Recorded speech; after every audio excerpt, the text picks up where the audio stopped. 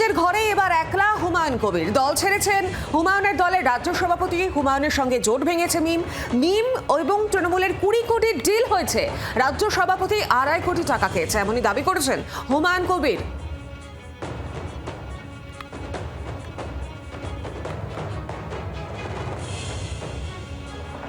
আর বিস্তারিত জানি, সঙ্গে রয়েছেন প্রতিনিধি সোমা মাইতি। সোমা, একদিকে মিমের সঙ্গে জোট ভাঙিয়েছে, তার পাশাপাশি তার রাজ্য সভাপতি পদত্যাগ করেছেন, এবার তিনি একলা।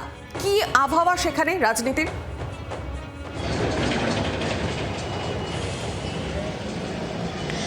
দেখো, গতকাল হুমায়ুন কবির সাংবাদিক সম্মেলনে কার্যত নিজের মুখে স্বীকার করে নিয়েছেন যে তিনি কার্যত তার ঘরে কিন্তু একলা।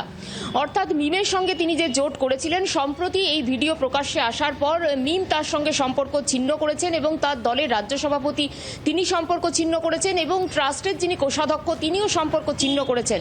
এবং মোট যে 192 আসনে হুমায়ুন কবির যে প্রার্থী দিয়েছিলেন এবং সেই প্রার্থীর সংখ্যা কমে কার্যত দাঁড়ালো 130। এবং এই পরিসংখ্যান গতকাল তিনি সাংবাদিক সম্মেলনে দিয়েছেন।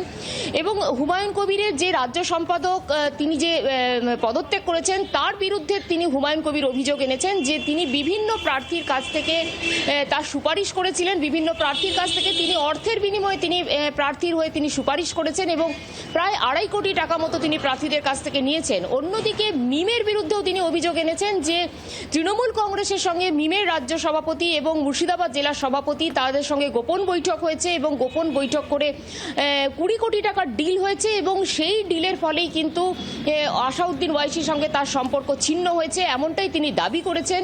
এবং এই যে সদ্য যে ভিডিও নিয়ে যে মহল তৈরি হয়েছে গোটা রাজ্য জুড়ে, এবং তিনি বলেছেন যে আগামী কয়েকদিনের মধ্যে এই ভিডিওর সত্যতা নিয়েও কিন্তু তিনি আরেকটা ভিডিও নিয়ে আসবেন এবং এই পুরো বিষয়টা নিয়ে তিনি আদালতের দ্বারস্থ হচ্ছেন, এমনটা তিনি দাবি করেছেন। সবকিছু নিয়ে হুমায়ুন কবির বেশ কিছুটাই বেকায়দায় এবং তার বেশ কয়েকজন দলের ঘনিষ্ঠ, তার রাজ্য সভাপতি, কোষাধ্যক্ষ এবং বেশ কিছু তার প্রার্থীও কিন্তু হুমায়ুন কবিরের থেকে মুখ ফেরাতে শুরু করেছে। আগামীতে দেখার যে হুমায়ুন কবির যে প্রথম দফার যে নির্বাচন, এই নির্বাচন লড়ার কি ধরনের রণকৌশল নেন, সেদিকে তাকিয়ে রয়েছে রাজনৈতিক মহল। একেবারে সময় তুমি সঙ্গে থাকো। এই মুহূর্তে আমাদের সঙ্গে রয়েছেন তৃণমূল নেতা জয়প্রকাশ মজুমদার। জয়প্রকাশ বাবু, হুমায়ুন কবির তো বিস্ফোরক দাবি করছে মিম এবং তৃণমূলের 20 কোটি টাকা ডিল হচ্ছে, রাজ্য সভাপতি 2.5 কোটি টাকা খেয়েছেন। কিভাবে দেখছেন, কি বলবেন? আরে এইসব কথা বলে কোনো লাভ আছে? বেড়ালকে ফু দিয়ে বাঘ বানানো যায় না। মিডিয়া অনেক চেষ্টা করছে হুমায়ুন কবিরকে ফু দিয়ে দিয়ে বাঘ বানানোর। হুমায়ুন কবির একটা প্রান্তিক একজন লোক, রাজনীতিতে তার বাংলার রাজনীতিতে এখন আর কোনো গুরুত্ব নেই। সব থেকে বড় কথা, রাগটা কার ওপর? মিমের ওপর না তৃণমূলের ওপর? মিম বা আসাউদ্দিন ওয়েসি তার সঙ্গ ছেড়েছেন, এটাতে রাগটা কার ওপর পড়েছে? তাই জন্যে বলে দিলেন মিমকে জড়িয়ে আর তৃণমূলকে জড়িয়ে। তৃণমূলের ওপর রাগ আগেও ছিল, জড়িয়ে একটা কথা বলে দিই, আজকে তো সামনে এসে গেছে। দেখুন, উনি বললেন এআই দিয়ে ভিডিও করা হয়েছে প্রথমে, সেই শুনে নরেন্দ্র মোদীও, যেহেতু প্রধানমন্ত্রীর দপ্তরের নাম এসেছে, উনিও বলে দিলেন এআই। আবার তারপরে হুমায়ুন কবিরকে তো নরেন্দ্র মোদী জানেন না, উনি আবার বললেন হুমায়ুন কবির না না, আসলে 51 মিনিটের ফুটেজ, এরা তো মাত্র 19 মিনিট দেখিয়েছে, কোত্থেকে লোক এসেছিল সেটাও বলে দিলেন।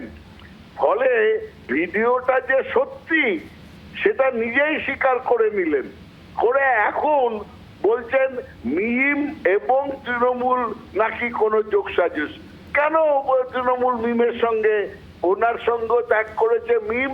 ওনার এই রকম অদ্ভুত একটা কথা যে মুসলমান সমাজকে বোকা বানানো সোজা, এবং বিজেপির কাছ থেকে 1000 কোটি টাকার ডিল হয়েছে এবং নরেন্দ্র মোদী পর্যন্ত জানেন, সেটা তো হুমায়ুন কবির বলেছেন।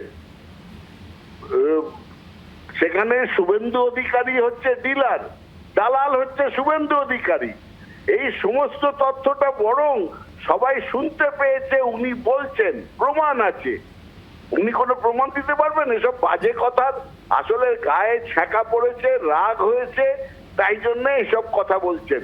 একে কোনো এইসব কথার কোনো গুরুত্ব দেওয়ার প্রয়োজন মনে করি না। ধন্যবাদ আপনাকে আমাদের সঙ্গে থাকার জন্য। বাংলার আওয়াজ, বাঙালির আবেগ, জি 24 ঘন্টা।